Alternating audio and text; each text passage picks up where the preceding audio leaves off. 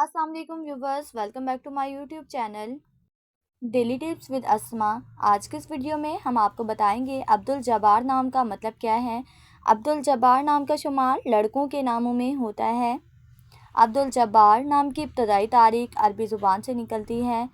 अब्दुल जब्बार नाम के अफराद के लिए खुशकिस्मत नंबर 7 माना जाता है। माहिरीन के मुताबिक अब्दुल जब्बार नाम के लड़के बहुत शरीफ होते हैं। अब्दुल जब्बार नाम का मतलब है मददगार, खिदमत करने वाला।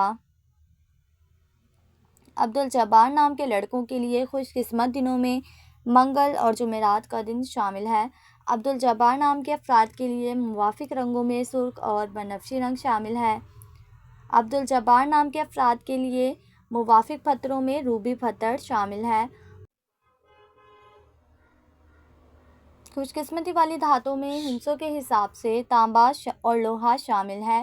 फ्रेंड्स, अगर आप अपने नाम का मतलब जानना चाहते हैं तो कमेंट बॉक्स में अपना नाम लिखें। इंशाल्लाह हम आपके नाम की वीडियो ज़रूर बनाएंगे। Thanks for watching. अल्लाह हाफिज़।